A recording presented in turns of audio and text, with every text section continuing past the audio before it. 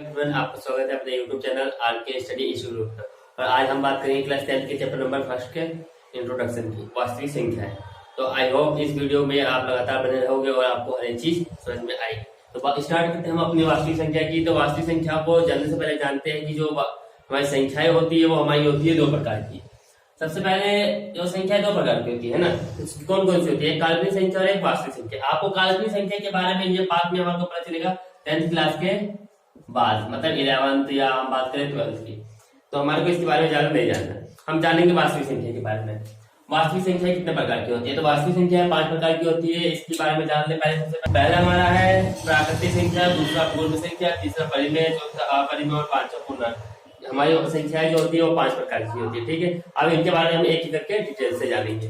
तो सबसे पहले बात करते हैं प्राकृतिक संख्या। प्राकृतिक संख्या कौन सी संख्या होती है? तो प्राकृतिक संख्या को हम इंग्लिश में नेचुरल संख्या बोलते हैं। और नेचुरल संख्या मतलब 1 2 3 4 समथिंग ऐसे हमारी चलती जाती है, हम क्या बोलते हैं? प्राकृतिक संख्या है। दूसरा है पूर्ण संख्या। पूर्ण संख्या में इसके बाद 0 ऐड हो जाएगा और नेचुरल संख्या जो चलती थी हमारी वो ऐसे ही चलेगी। तो एग्जांपल दूं तो 0 1 2 3 और वैसे। तो बस इसमें हमारा 0 नंबर ऐड होता है, इंग्लिश में हम इसे होल नंबर भी कहते हैं।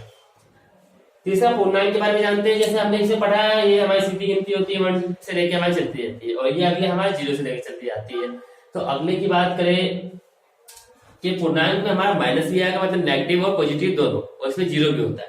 मगर आपसे कोई पूछे कि क्या 0.7 एक पूर्णांक है, तो आप क्या कहोगे, हाँ या ना?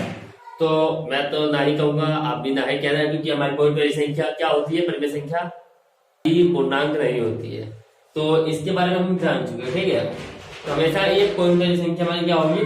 पूर्णांक नहीं होगी। हम बात करें नेगेटिव में हो सकती है, पॉजिटिव में हो सकती है और 0 हो सकता है। अगला हमारा परिमेय संख्या। परिमेय संख्या हमारा हमेशा P/Q के रूप में लिखते हैं इसको, P/Q के रूप में।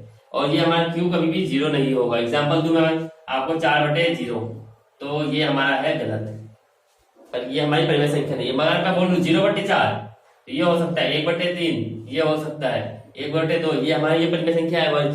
किसी भी क्यू में जो हम बात करें वो हमारा 0 नहीं आना चाहिए, नहीं तो वो परिमेय संख्या नहीं कहलाती है। ठीक है, और हमारा वो P और Q की जो संख्याएं होती है वो हमेशा पूर्णांक होती है, और इन दोनों का एचसीएफ जो होता है, इन दोनों का एचसीएफ हमारा P और Q का हमेशा एक ही रहेगा। एग्जाम्पल दूं आपको मैं 1/3 का, तो 1/3 मतलब 1 का गुणनखंड भी एक ही है और 3 का गुणनखंड भी एक ही है, तो दोनों का एचसीएफ कितना हुआ? 1 हुआ।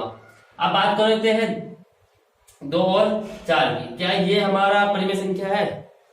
तो हम कैसे बात करें इसमें?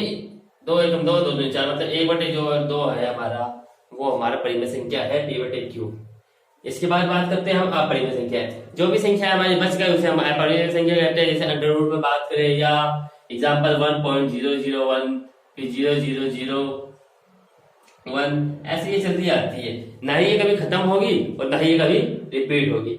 ये 2 0 3 0 ऐसे ही आगे चलती जाती है, ये कभी रिपीट भी नहीं होती है।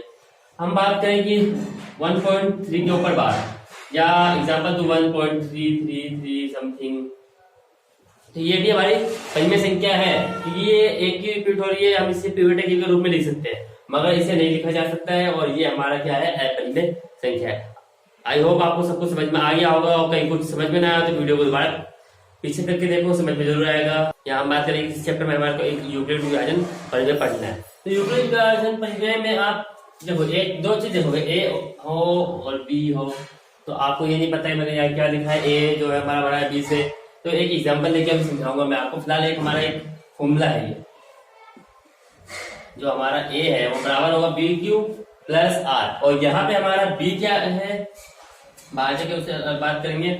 जो हमारा Q है ये हमारा होगा भागफल, और शेषफल जो हमारा होगा R, मतलब जो रिमाइंडर बचेगा हमारा। और जहां पे हम बात करेंगे जो R है वो हमारे 0 के बराबर हो सकता है या 0 से बड़ा होगा, छोटा नहीं होगा, मतलब हम बात करेंगे माइनस में नहीं होगा वो रिमाइंडर। हमारे शेषफल हमेशा हम जब कभी भाग करते हैं तो हमारा रिमाइंडर कभी माइनस में नहीं बचता है। ठीक है, तो आगे बात करते हैं। और 20 से हमेशा रिमाइंडर क्या होगा? छोटा होगा। एग्जाम्पल देता हूं मैं आपको एक, कि जो हमारा A 5 है और B 2 है। तो एग्जाम्पल देखो 5 और 2, तो 2 के बारे 5 4 में जाएगा, 1 बचेगा।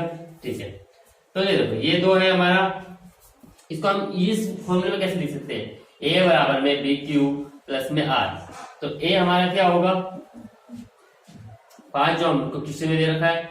बी हमारा क्या है 2 ये गुना में। क्यू हमारा क्या आया ये 2 आया, प्लस रिमाइंडर हमारा क्या बचा आर हमारा 1 बचा। अब देखो इसको सॉल्व करो, 2 इंटू 2 4 प्लस 1 इसको 2 5। तो इसको हम ऐसे टुकड़ों में बांट के करते हैं। हम बात करते हैं इसको यूक्लिड भाज्यफल में, इसी को कहा जाता है जिसमें हमारा जो आर होता है वो हमेशा हमारा बी से छोटा होगा, क्योंकि हमारा जब रिमाइंडर ही ज्यादा बढ़ जाएगा तो हमारा वो अगले टेबल में कर सकता है। तो इसको करते समय ये ध्यान रखना कि सबसे पहले हमारा जो जीरो हमारा जो रिमाइंडर बचेगा वो कहीं माइनस में ही आएगा, और हमारा जो रेडियस है उसके बराबर आ सकता है जीरो के, या हमारा उससे बड़ा रहेगा। अगला वो है बी से छोटा रहेगा, ठीक है। और आपको ये समझ में आई होगा, आई होप आपने वीडियो अच्छी से देखी होगी पूरी। और अगर आपको कुछ भी डाउट हो तो आप कमेंट बॉक्स में आप अपने डाउट मेंशन कर सकते हो। और आपको और किसी सब्जेक्ट की वीडियो चाहिए तो जल्द से जल्द कमेंट करो, आपको लिए अलग से वीडियो अपलोड की जाएगी। और इस वीडियो को अगली प्लेलिस्ट में अगली वीडियो आपको डिस्क्रिप्शन में मिल जाएगी, जो हमारी एक्सरसाइज 1.1 के बारे में पूरी कंप्लीट करेंगे। Thank you for watching.